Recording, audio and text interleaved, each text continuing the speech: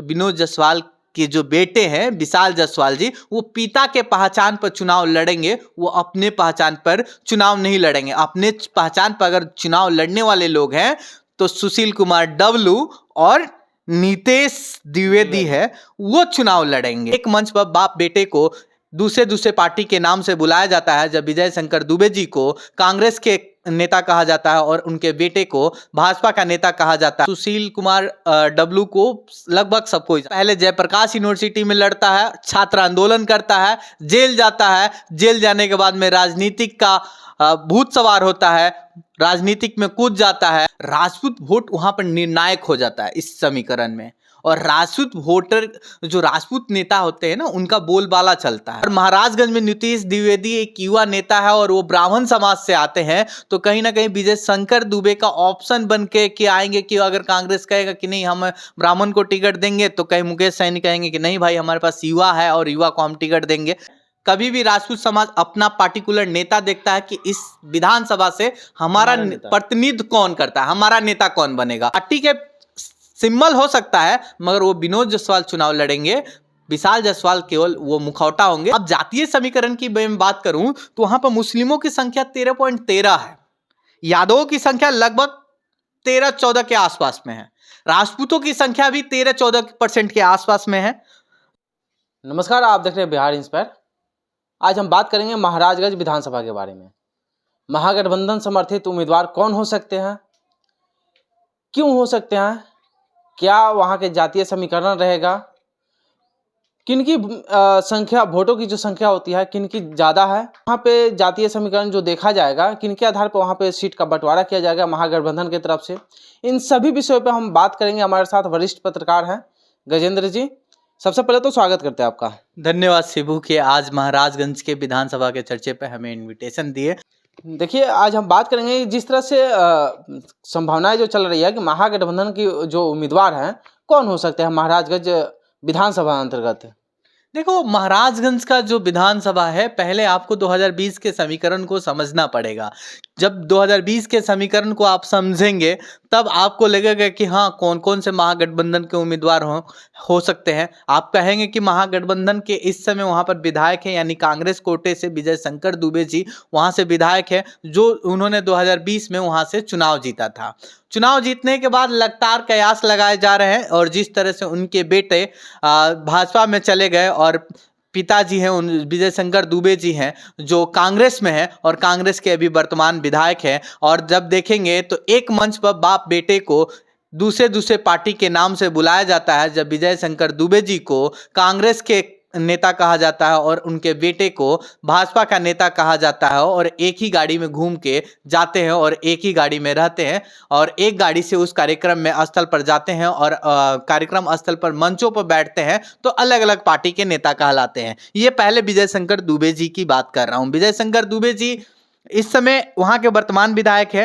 आप कहेंगे कि अब विजय शंकर दुबे जी को लेकर कई बार कयास लगाया गया, जिस समय लोकसभा में उनको पार्टी ने महाराजगंज से टिकट नहीं दिया, उस समय से कई कयास लगाए जा रहे हैं। कयास लगाए जाने के बाद में महागठबंधन के कई उम्मीदवार अपनी विधायकी की उम्मीदवारी की तैयारी करते हुए दिखे होंगे। एक युवा जो लगभग 30 साल से कम का युवा, 27-28 साल का युवा नीतीश द्विवेदी का आप लोगों ने नाम सुना होगा, कि जो वीआईपी पार्टी में जो वीआईपी पार्टी जो मुकेश सहनी है उनमें उनके एक नेता है, और उन्होंने जब कार्यकर्ता अपना सदस्यता ग्रहण किया था बड़ी जोश से नीतीश द्विवेदी, बहुत सारे भीड़ लगे थे। उनके जो काफिला था महाराजगंज से जो निकला था पटना आने के क्रम में, बहुत लंबी कतार थी, देखा था तो मैंने भी। इस बार नीतीश द्विवेदी की भी कहीं ना महाराजगंज में चर्चा तो जरूर होती है, और महाराजगंज में नीतीश द्विवेदी एक युवा नेता है और वो ब्राह्मण समाज से आते हैं, तो कहीं ना कहीं विजय शंकर दुबे का ऑप्शन बन के आएंगे कि अगर कांग्रेस कहेगा कि नहीं हम ब्राह्मण को टिकट देंगे, तो कहीं मुकेश सैनी कहेंगे कि नहीं भाई हमारे पास युवा है और युवा को हम टिकट देंगे।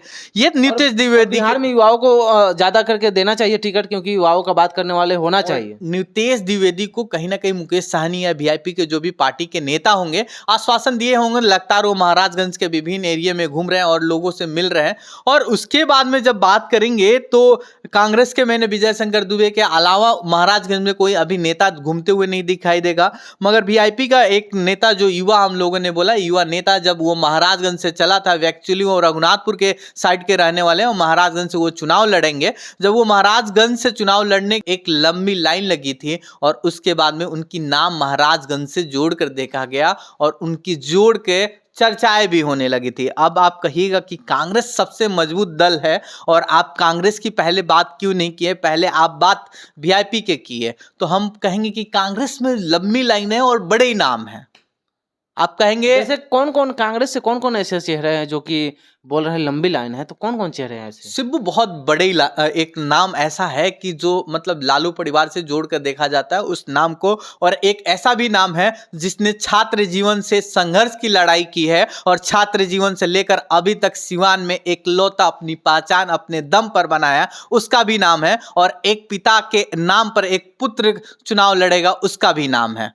जैसे जो छात्र जीवन से शुरुआत किए थे अपने राजनीति का, उनका क्या नाम है? और राजगढ़ क्षेत्र में उन्होंने कुछ ऐसा कार्य किया है जो युवाओं के सुरना प्रेत बना हो, या फिर वहाँ के जो जनता जनार्दन है उनके कुछ ऐसे कार्य किए हों जो कि उनके एक चेहरा सामने आया हो? मैं बता दूं कि आपने चेहरे की बात की है तो सुशील कुमार डब्लू को लगभग सब कोई जानता है, आप भी जानते हैं, हम भी जानते हैं। सुशील कुमार डब्लू वही है कि अपने घर से छोड़कर दूसरे जिला पार्षद क्षेत्र में जाता है और दो बार चुनाव जीतकर जिला पार्षद सिवान तक पहुंचता है। वो युवा पहले जयप्रकाश यूनिवर्सिटी में लड़ता है, छात्र आंदोलन करता है, जेल जाता है, जेल जाने के बाद में राजनीतिक का भूत सवार होता है, राजनीतिक में कूद जाता है और वो पंचायती राज में वो चुनाव लड़ता है और दो बार महाराजगंज जो भगवानपुर हाट जो जिला पार्षद 40 है उससे वो 2 बार जिला पार्षद, अभी भी वर्तमान में वो जिला पार्षद हैं। और उसके बाद जो एक बड़ा नाम हमने बताया था तो सिवान के एमएलसी जो है विनोद जायसवाल के पुत्र विशाल जायसवाल का नाम आ रहा है और वो नाम बड़ी चर्चे में चल रहा है। देखिए युवा वर्ग में नाम तो सुर्खियों में सुशील कुमार डब्लू का नाम जरूर सुर्खियों में है, नीतेश द्विवेदी का सुर्खियों में है और उसके बाद में बात करेंगे तो विनोद जायसवाल के बेटे विशाल जायसवाल का भी नाम सुर्खियों में है। मगर जो युवा की बात कर रहे हैं और युवाओं की चाहत की बात कर रहे हैं तो कहीं ना कहीं अगर नीतेश द्विवेदी से बात करेंगे सुशील कुमार डब्लू की तो डब्लू बहुत आगे आ जाएंगे। आपको मैं बता दूं कि वो सुशील कुमार डब्लू वही व्यक्ति है जो आज के सिवान के चेयरमैन के चहेते हैं और मुंह बोले बेटे भी हैं। इसलिए मैं कह रहा हूं कि सबसे ज्यादा अगर महाराजगंज में जिला परिषद क्षेत्र में किसी में काम होता है तो वो सुशील कुमार डब्लू अपने क्षेत्र के विकास में लाते हैं, चाहे शिक्षा का क्षेत्र हो, चाहे स्कूल का क्षेत्र हो, चाहे विकास के कार्यों का क्षेत्र है। सुशील कुमार डब्लू अपने यहाँ जिला परिषद से फंड लेकर आते हैं, लाइब्रेरी बनवाना हो या नली बनवाना हो या सड़क बनवाना हो या गरीब हित में कई योजना खोलकर उस योजनाओं का लाभ हमारे शोषित दलित वंचितों के बीच में बांटना हो या राजद के किसी मंच पर राजद के बारे में जबरदस्त तरीके से राजद के विचार को रखना हो, वो महाराजगंज में एकलौता राजद का नेता है जो युवाओं के बीच में जा कर घूमता है और लालू यादव और तेजस्वी यादव के विचारों को रखता है, वो सुशील कुमार डब्लू है। और वो एक और बात सुन लीजिए कि हम नीतेश द्विवेदी का, तो नीतेश द्विवेदी भी जिस पार्टी में है उस पार्टी का भी वो भी अपने विचारों को, अपने नेता के बातों को वो भी लगातार महाराजगंज विधानसभा में घूम घूम कर रख रहे हैं। मगर एक नाम हमने बताया विनोद जायसवाल जी, तो विनोद जायसवाल के जो बेटे हैं विशाल जायसवाल जी, वो पिता के पहचान पर चुनाव लड़ेंगे, वो अपने पहचान पर चुनाव नहीं लड़ेंगे। अपने पहचान पर अगर चुनाव लड़ने वाले लोग हैं तो सुशील कुमार डब्लू और नीतेश द्विवेदी है, वो चुनाव लड़ेंगे। डब्लू जो है वो कहीं ना कहीं राजद के संभावना जाता रहेंगे, राजद के टिकट पे चुनाव लड़ने की संभावना है। वही नीतेश द्विवेदी जो कि वीआईपी पार्टी की, और दूसरी तरफ देखा जाए तो राजद से ही दावेदारी ठोकने के तैयार में है विशाल जायसवाल। यानी 3 चेहरे सामने आ रहे हैं। देखिए युवा वर्ग में 2 चेहरा, विशाल भी युवा वर्ग में आते हैं, बट वो अपने पिता के संपत्ति या पिता के नाम पे चुनाव लड़ेंगे, लेकिन ये 2 युवा जो हैं कहीं ना कहीं अपना नाम पे आगे बढ़ रहे हैं। देखिए, ये जो जो जो दो युवा है सिवान महाराजगंज के विधानसभा में, लगातार मेहनत करते हैं, चौबीसों घंटा 365 दिन। ये सुशील कुमार डब्लू जो है, लगातार क्षेत्र में रहते हैं और लगातार लोगों के बीच में जाते हैं, लगातार लोगों की समस्या सुनते हैं और लगातार राजद पार्टी के विचारधारा को कार्यकर्ताओं से लेकर आम वोटरों तक पहुंचाने का वो कार्य करते हैं। चाहे लालू यादव का कोई मैसेज हो, चाहे तेजस्वी यादव का कोई योजना की बात लोगों तक पहुंचाना हो, चाहे लालू यादव के द्वारा मैसेज भेजे गए कार्यकर्ताओं के बीच में जाकर बताना हो, तो वो सुशील कुमार डब्लू महाराजगंज में करते हैं। विनोद जायसवाल के जो बेटे हैं, वो अपने पिताजी विशाल जायसवाल अपने पिताजी के नामों पर चुनाव लड़ेंगे। वो पार्टी के नाम, पार्टी के सिंबल हो सकता है, मगर वो विनोद जायसवाल चुनाव लड़ेंगे। विशाल जायसवाल केवल वो मुखौटा होंगे। जैसे महाराजगंज लोकसभा में देखा है कि वैसे ही आप महाराजगंज विधानसभा में अगर कहीं ना कहीं भगवान या पार्टी अगर विशाल जायसवाल को टिकट देती है, तो वो विनोद जायसवाल वाली बात होगी।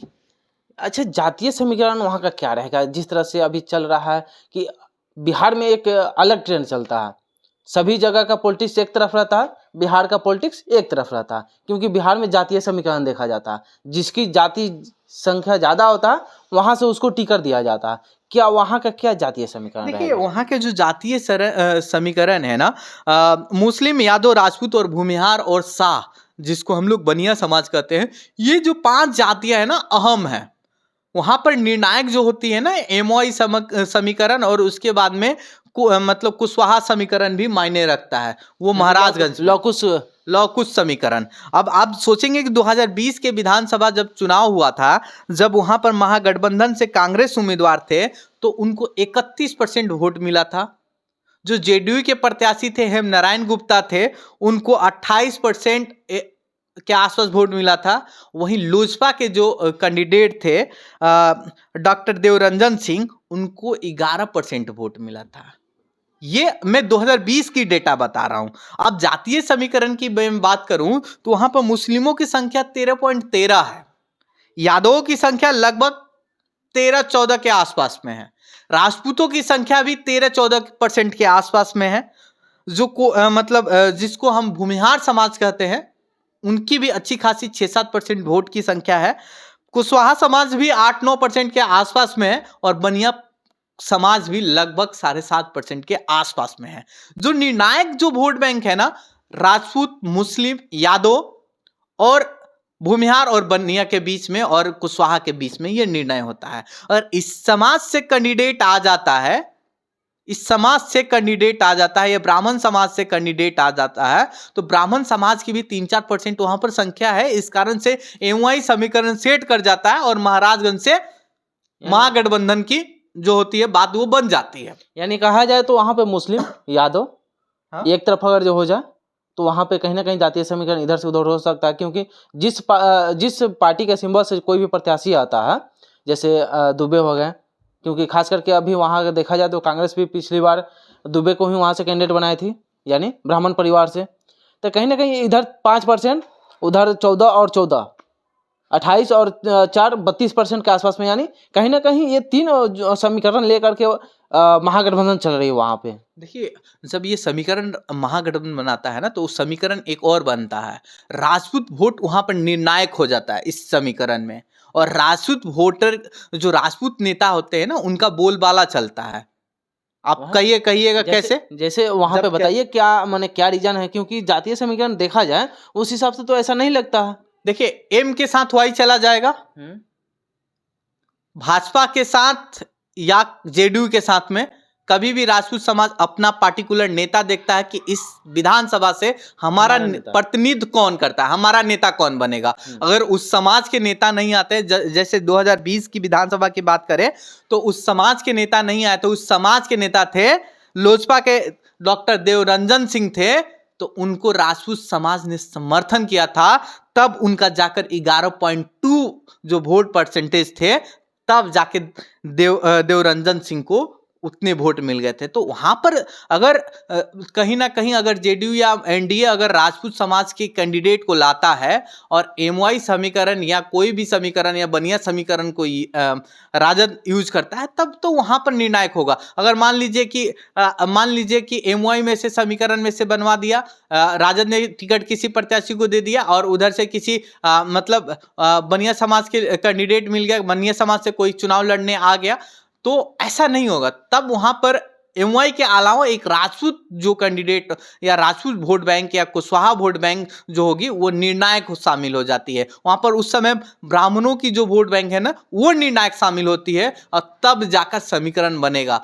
टिकट किसको मिलेगा ये तो बहुत लंबी समय बात है, मगर टिकट लेने के लिए कौन कौन रेस में है ये तो आप देख ही रहे हैं। मगर राजद के कोटे से एक वरिष्ठ नेता अशोक राय है या अशोक यादव है, वो भी लगातार घूम रहे हैं, जिसमें राजद के 3 नाम थे, सुशील कुमार डब्लू, अशोक राय, विनोद जायसवाल के बेटे विशाल जायसवाल और नितेश द्विवेदी, और अभी वर्तमान जो विधायक हैं विजय शंकर दुबे, उनका भी नाम है। अगर विजय शंकर दुबे कांग्रेस में रहते हैं या कांग्रेस उनको सिंबल देती है और वो कौन से विधानसभा से चुनाव लड़ेंगे वो तो देखने वाली बात होती है, क्योंकि विजय शंकर दुबे आपको याद होगा कि 15 में उनको मांझी से लड़ाया जाता है और 20 में उनको भेज दिया जाता है महाराजगंज। तो 25 में उनको कहां पार्टी भेजेगी वो तो देखने वाली बात होगी। मगर अभी जो महाराजगंज का समीकरण है, युवाओं के बीच में लड़ाई होगी, उस युवाओं में कौन आगे होगा, या सुशील कुमार डब्लू जो राजनीतिक जीवन से, जो छात्र जीवन से अपनी राजनीतिक करने आए हैं, या नितेश द्विवेदी जो नाव पर मुकेश सहनी के वीआईपी के नाव पर सवार हुए, नितेश द्विवेदी के हाथों में कमान जाती है, या विनोद जायसवाल के बेटे विशाल जायसवाल के हाथों में वो टिकट जाता है महागठबंधन का, वो तो देखने वाली बात होगी। और जातीय में समीकरण में कौन सा समीकरण महागठबंधन साधेगा और कौन सा समीकरण एनडीए थामेगा और साधेगा, वो तो देखने वाली बात होगी। मगर फिलहाल जो लड़ाई है वो दोनों के बीच में होगी। तो आपने देखा कि किस तरह से महाराजगंज विधानसभा अंतर्गत जो चेहराएं थी, 4 चेहरा राजद यानी महागठबंधन की तरफ से कहा जाए तो, वही दूसरी तरफ बात किया जाए तो अभी वर्तमान जो विधायक है कांग्रेस से, उनकी भी चर्चाएं रेस में है। वहाँ का क्या जातीय समीकरण रहेगा, किनको टिकट मिलेगा, ये आप लोग कमेंट बॉक्स में जरूर छोड़ के जाइएगा कि किनकी संभावनाएं ज़्यादा है। और आप देख रहे थे विधानसभा परिचर्चा एपिसोड 1। जय हिंद, जय बिहार।